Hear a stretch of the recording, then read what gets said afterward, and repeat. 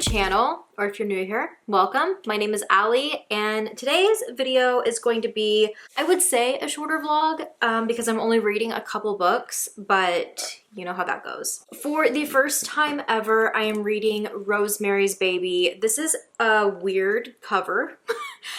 This is the edition from Stephen King's horror library, which is really cool because it has like an introduction from Stephen King, and that was really cool reading. But yeah, I don't own this yet. I don't know why. I definitely want to order, and I actually really like the newest printed edition of this and Son of Rosemary. I need to get my hands on my own copies, but I just happened to pick them up from my library because I've been in the mood to watch Rosemary's Baby again. I'm kind of in the mood for just a bunch of different religious horror, but also witchy things right now. So you're gonna see a lot of that. This is almost like my introduction into the season of witches and religious horror. You're gonna see probably a lot of it from me in the upcoming months. But for this video, I'm going to be reading Rosemary's Baby for the first time. I've of course seen the movie. I've also seen the newest, like, Apartment 7A. Yeah, so I'm in the mood for a rewatch. I also have really wanted to do some type of photo shoot, cosplay from some scenes, and even maybe like just a cosplay like cover recreation moment. I am halfway through Rosemary's Baby and I'm loving it. I thought I would mention the author, Ira Levin. I have read Stepford Wives and I loved that so much. And I'm realizing that I am a big fan of his writing. The more that I get into this one, I'm actually over halfway through. And yeah, I'm just having the best time with it. The writing is detailed but fast paced, and it really just keeps you on your toes of what's gonna come next. The pacing is just very like bam, bam, bam, you know, building up, and the tension is like rising with each thing that's going on. But he does kind of leave you in the dark like Rosemary and has you like trying to figure out the clues. Of course, I've already seen the movie, so like I already know what's happening, but imagining reading this for the first time before the movie, before spoilers or anything like that, it would have been like, oh my gosh, like trying to figure this out and then being like, not to give spoilers here, but like I feel like everybody probably knows what Rosemary's Baby is about, that there's probably going to be spoilers in this video. Thinking about reading this before a time of spoilers and the movie and all of that, and really just trying to figure out, is Rosemary losing her mind, or is she actually like on track with what's going on here with these witches and devil worshippers? But yeah, I'm just having an amazing time. In case you don't know, and don't care to be spoiled, this follows Rosemary and her husband, Guy. They are trying to find a place to live in the beginning of this. And although they have put down, or they've signed a lease for an apartment, is it Bramford, one of Manhattan's oldest and most celebrated apartment houses, a room or like an apartment comes up on that, and they're like, oh, that would be perfect. And then she's like, oh, Guy, please, can we please go? And they look at it, she falls in love, and they make up excuses with the last place to get out of their lease and to sign to the Bramford, where they then start the renovations and slowly start to meet all of the odd characters around the building. And it's giving like Murders in the Building vibe, where you have all kinds of different outcasts and just different people living in this one building. You have these older ladies, you have the gay guys, which I thought was a really awesome touch of having like more of a spectrum of people when it comes to the neighbors, although I would have liked a little bit more of a diverse character layout here. Honestly, I do feel like it was ahead of its time. Besides, I feel like the mention of a man towards the end who is a part of like Roman and Minnie's clan, and they don't refer to his name at all. It's one of those things where I don't think Rosemary knew his name, but like literally says the name of everybody else and just refers to this one guy as the Japanese over and over. And that was a very questionable choice there. Besides that, I do feel like it was very ahead of its time. Also like the point of view of being in Rosemary's head and trying to figure this all out and knowing that she's not losing her mind. She's not going crazy like everyone else is saying and trying to make her feel and belittle her. And she's fighting against them and showing that like female rage and rebellion, if you will. And just like Stephen King says in the introduction, if you can get your hands on this or to look up the introduction, it's so good. His passion for this book in general, but also the movie, is just so fun to read about. I'm not going to read all of it. He says, I used to be fond of telling people at the time Roman Polanski's film version of Rosemary's Baby came out, that it was one of those rare cases where if you had read the book, you didn't need to see the movie, and if you had seen the movie, you didn't have to read the book. And I feel like he never is like that. Like, he's always usually like, the book is so much better. And that's kind of like how I always feel with things too. But so far, he's like dead right on it. It's literally like, this was their screenplay, this is what they used, and some of the dialogue is completely the same. Some of it is just scene by scene by scene, and reading this, I'm visualizing it, and I'm like, oh my gosh, it's the whole movie just playing out before my eyes. And I love that because the book is just so perfect that putting it to screen, I'm glad that they went in the way that they did to make it so spot on to the book.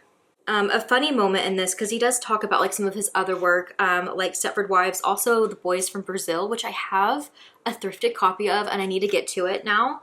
He also breaks down like certain moments in the book and like what makes it a horror book and kind of silly at the same time, and how he does such a good job of keeping the humor in the horror, and I loved that. But I will say some shade was thrown. He said, I am suggesting that the books he has written achieve suspense without turning into humorless thudding tracks. Two novels of the humorless thudding track school of horror writing are Damon by C. Terry Klein and The Exorcist by William Peter Blatty. Klein has since improved as a writer and Blatty has fallen silent forever if we're lucky. I was like, damn. I have never read Damon, but I have read The Exorcist actually pretty recently, and I really liked that. I definitely can see what he means about that humorless, where The Exorcist is extremely dark, and it really goes into more than what you're thinking about if you've just seen the movie. Like, yes, it's dark because it's this little girl possessed in an exorcism and her mom going through so much, you know, to save her daughter. Yes. And there's deaths, that part, yes. But it's also heavy in so much more areas. There's a big chunk of that book that's just the Reverend like going through and doing research on like other possessions and like horrible acts that have happened to people. And that was pretty jarring. Like, it was very dark. So I can kind of see where the humor came out of that a little bit, made it a little bit more dry, if you will, where this is definitely more fun. Although it's a dark story, it's fun and like interesting and just witty. His writing style is just, it's a lot of fun. And honestly, like, really funny at times. The way that some of these characters just react to things are just so nonchalant and just, what?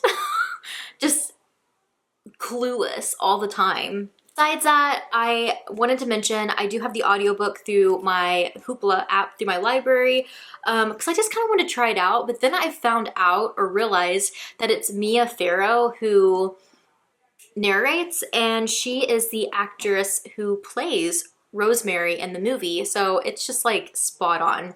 And her impression, like, obviously throughout she sounds like Rosemary because that's the Rosemary voice I have in my head from the movie, but her impression of the actress who plays Minnie is so good. That thick accent, oh my God, I love it so much. Also, little quick fun fact before we move on. In the movie, obviously, I know Roman Cassavet, Minnie's husband, and kind of like the ringleader here in this like witch coven, you know, a pretty predominant character in this story, but like my oldest son's name is Roman. Obviously, he wasn't named after this, but it was kind of just like an always like funny thing, you know, to hear his name in the movie. But in the book, Rosemary has a friend, and I want to listen for it whenever we watch the movie again. I know her friend Hutch was mentioned in the movie, but she has this friend named Hutch. But in the movie, I think they just refer to Hutch's daughter as just like Hutch's daughter, and that's about as far as the lineage goes, where in the book it talks about Hutch's daughter and then her husband, and her husband's name is Axel, and my youngest is Axel. I'm like, it's very weird, but honestly not very odd that both of my kids' names are in Rosemary's Baby. And with all of that rambling, I realized that I started the synopsis and didn't finish. But yeah, Rosemary and Guy, they move into the Bramford, they're renovating, they meet all these different characters of the building, and she meets this girl named Terry and starts forming a bond with her, and she finds out Terry is a homeless woman who is getting help getting off of drugs and substance abuse, and is staying with Roman and Minnie until one day she jumps from one of the windows, unaliving herself. And from then on, Guy is a struggling actor, and Rosemary's desire is to start a family. They start getting very close to Minnie and Roman, and Rosemary is already kind of starting to see the red flags and like the alarms and being like, I don't want to hang out with them all the time. Like, there's just something about them. But Guy starts spending more and more time with Roman to a point to where all of a sudden his success as an actor is booming. He's getting audition and callback in parts, and it's like he keeps going back to Roman for these successes. And it's somewhat alarming to Rosemary until Guy announces that he is ready to try for a baby and to start a family. And then the big special night, after eating some chocolate mousse from Minnie Cassavet that's a little chalky, she passes out and just has the most vivid dreams of being taken through this unknown place with all of these people and just really weird things happening, which we learn is her conceiving the devil's baby. And the rest is her losing her mind and trying to figure out how they did it, who they are, what this witch clan is. And there's a scene in the movie, which is one of my favorites, and it's in the book as well. She's trying to figure out the hints that her friend Hutch sent to her about this clan of witches. And she gets out Scrabble tiles. So I actually ordered a bunch of Scrabble tiles so that I could recreate and do some photos of that scene because it is just one of my favorites. I love it. She spells out all of them witches, and that is the book name for this like coven or clan of witches under Roman Cassavet. And then she spells out one of their names from the book, like one of the main people, and she's able to, what is it called? Like when you can build a word out of another word. But she's able to use all of those letters and turn that name into Roman Cassavet. And it kind of is like that light bulb moment for her, like, I'm on track to something. So yeah, that was one of my favorite scenes. I thought I would recreate it, so I'm doing a cosplay. I will make sure I show you guys how the photos turn out. I'm super excited. And I also finished Witchcraft for Wayward Girls today by Grady Hendrix. You guys can check out my Grady Hendrix vlog if you want to know my thoughts.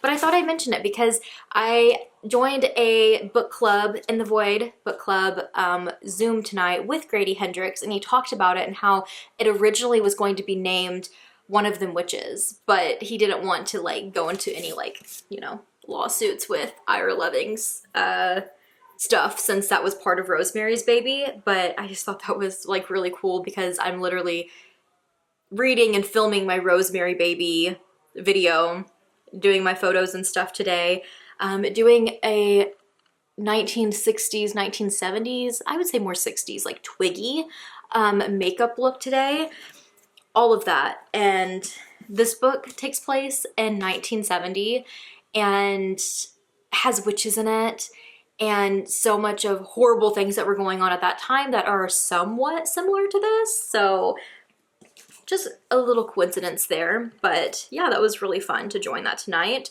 But yeah, besides that, I've just been chilling out doing these photos. I have to see how they turned out and finish Rosemary's Baby. I did use the Rebel Rouge Labs God and Monsters palette, and I'm just using this blue all over my eye. And then I just did eyeliner to make those like Twiggy lashes. I used to do so many Twiggy looks, I missed it, so it was fun doing that today. I am going to finish Rosemary's Baby and then I will come back, let you guys know my thoughts. I feel like you guys kind of already know. I think it is definitely going to be in my top 10 books because I love it that much. And I'm excited for my rewatch. It's been a minute and first time ever reading Son of Rosemary. I don't know where this goes. I don't know what it's all about, obviously, the Son of Rosemary, but we'll see. It's gonna be a ride for this vlog.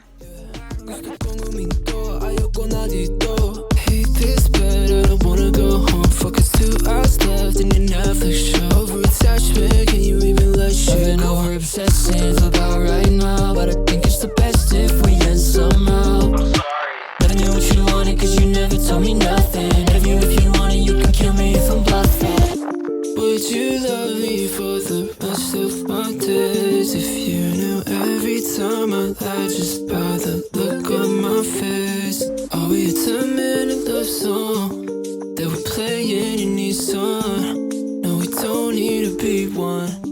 No, we don't need to be one. They're like, oh, there you go again. Are we modified? I know we can make this work. 20 missed calls, oh yeah, no string, no problem, baby. Please don't hit my phone, I'm in bed. Let me spiral in the hall till I'm dead. Was it something that I said? If I wasn't really sorry, I get caught up in my head. Cause you put me in your plans, had to lay it in my bed. Reminiscing about the time I wasn't lonely, but I am. Can you waste my time instead? Would you love me for the rest of my days? If you knew every time I lie just by the look on my face. Are we a 10-minute love song that we're playing in Nissan? No, we don't need to be one. No, we don't need to be one.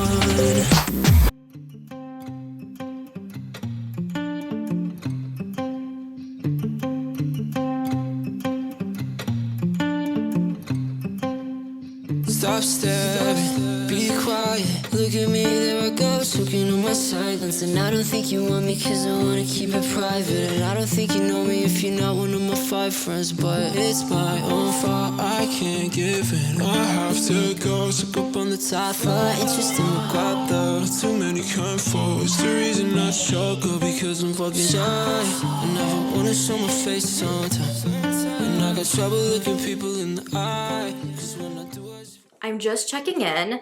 Not really any other update because I am just starting Son of Rosemary, but I get to take my library books back because today we ended up going out of town for a birthday party that we forgot about. So we went to a birthday party and then did a little bit of shopping afterwards, and I was able to get both of these, which I love these new covers so much. And since I loved Rosemary's Baby so much, I'm so glad I own it now. And I'm excited to jump into this one. I hope it's just as good, but I really, really love the cover. I also, while I was there, nothing to Stephen King, but I did see that there is a sequel to The Exorcist that I've never read. I almost picked it up. I didn't, but I'm like, I kind of feel like I need that now that I have The Exorcist, but I don't know. I love these covers so much, and I'm really excited to get into this one.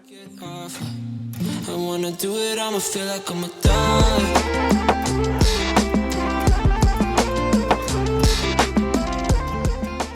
My my little moon boy back there sleeping. Would you believe me if I said I filmed the majority of this video and I deleted my entire review of Rosemary's Baby? Pretty believable, it's me. So anyways, I feel like I talked about it. I've been editing the video now, and I feel like I talked about it enough in previous clips. Also, I feel like if you're clicking on this video, you probably know the gist of Rosemary's Baby. You've probably, if you haven't read it, you've probably watched it. So I feel like I don't really have to drone on and on and on. I did pick up both new covers that I talk about either before this or after this. But yeah, I did pick up the new covers. I love them so much, and I officially have a copy of them. I am currently reading Son of Rosemary. But I just wanted to say I did land at 5 stars with Rosemary's Baby. I feel like it is, like Stephen King said, if you've read or watched it, it's almost like you don't have to do the other one. They're so spot on. Not just that, the actors and the movie, phenomenal job. Like, they execute the characters so well. It is so good. And if you can get your hands on the audiobook that Mia Farrow narrates, incredible.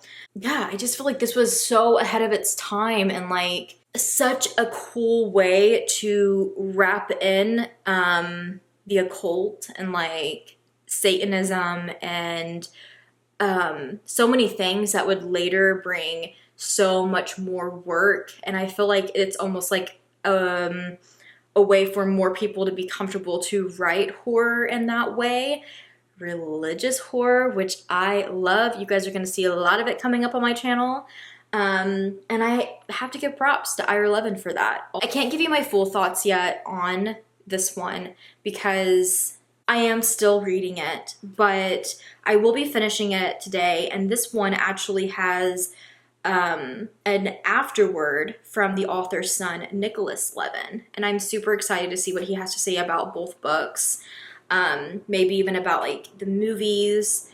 I did rewatch Apartment 7A and it is so good. If you haven't seen that, it's on Prime.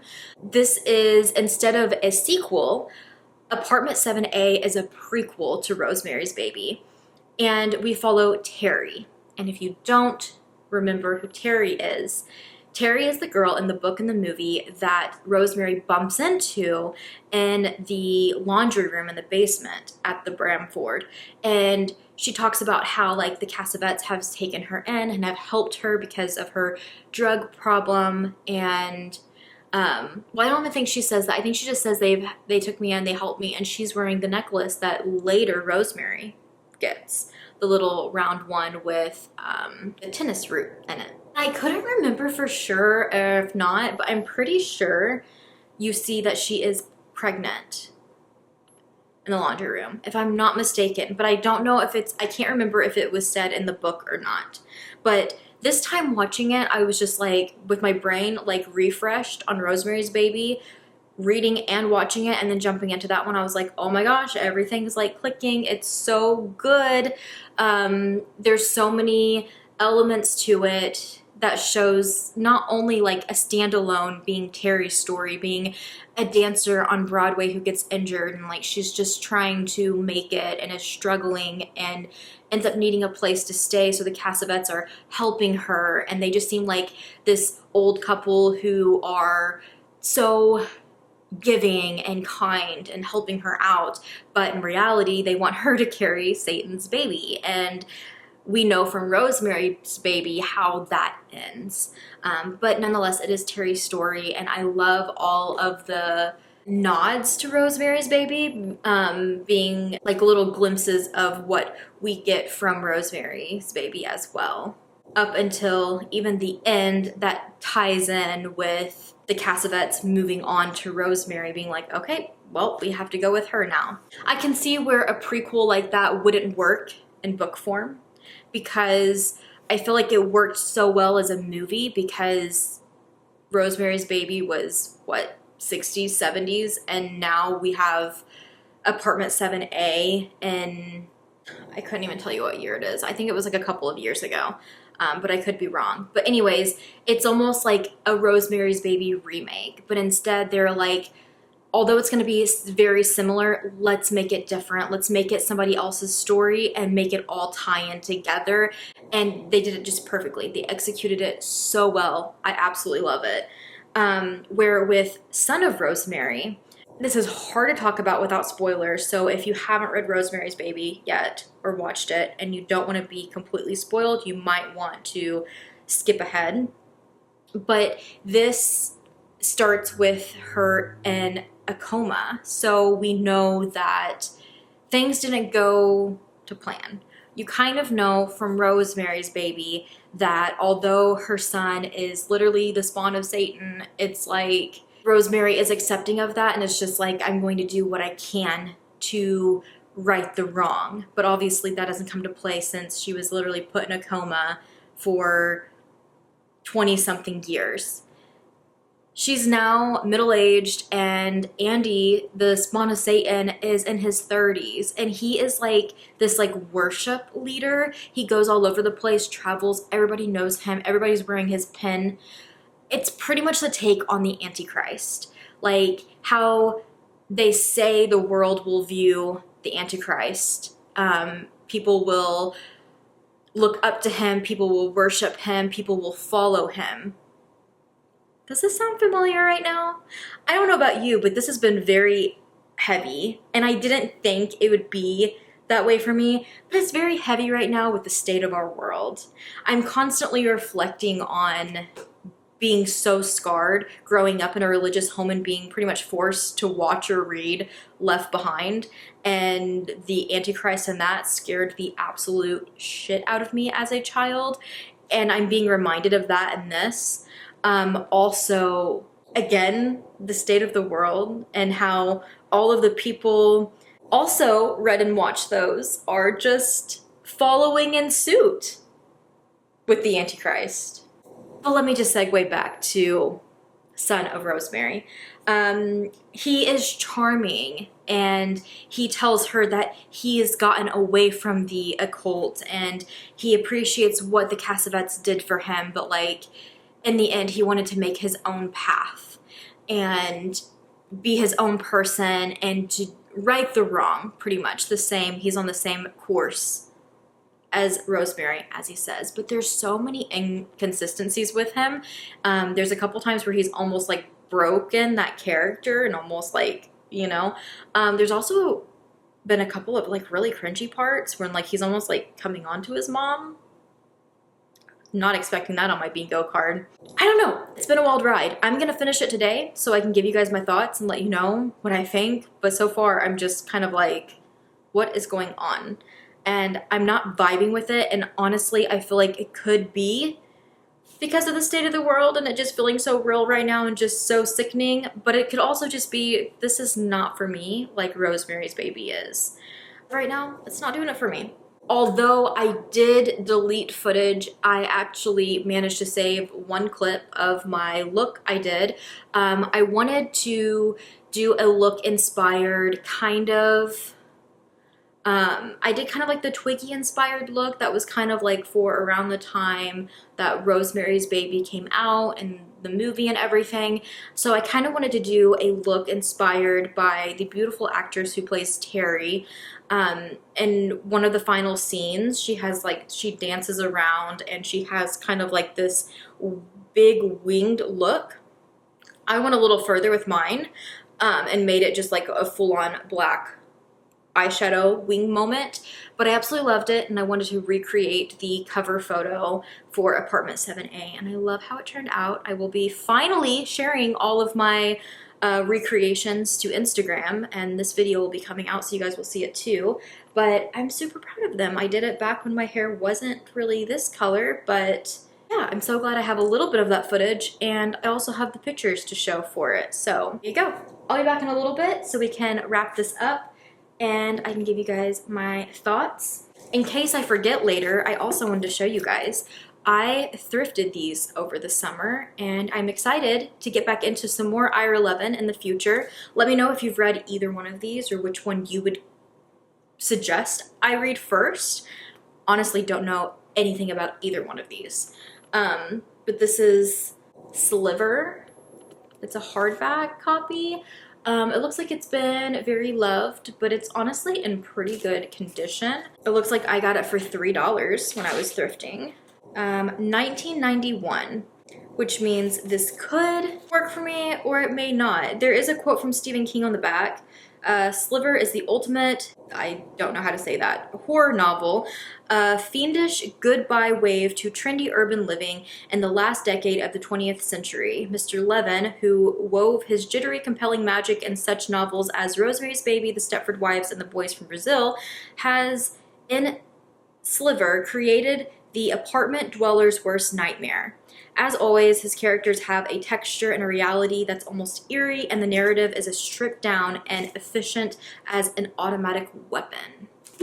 And then The Boys of Brazil. I love this. It's just an old horror paperback, which I love, and sprayed edges. This is 1976. Ira Levin has conceived an idea which goes beyond anything in conventional cliffhangers. It will startle even the jaded who think that they have read it all.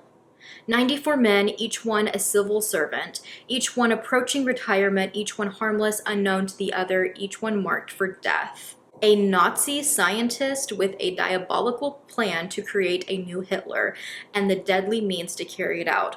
Ooh, maybe times are too heavy for this one too. Whew.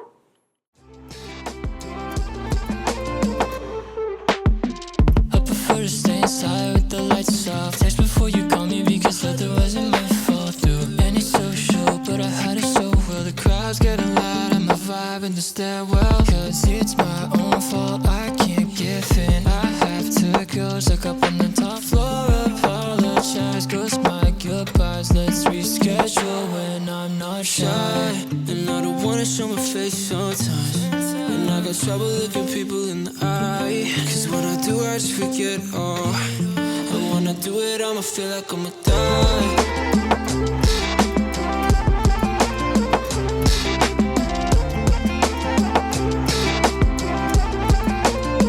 When I'm dead and gone, I hope you're there to share my story. If you hear this song, no, it's not you, it's me, I'm sorry. The day I am filming this clip is the day that I'm hoping to get this video up, so I'm going to make this very quick. I'm currently editing the video.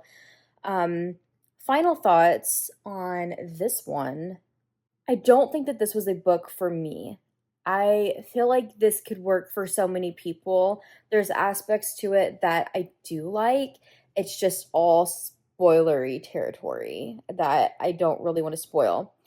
I guess I would just say, if you like books that take the route of like this Antichrist type of ordeal, then I think that you would enjoy this.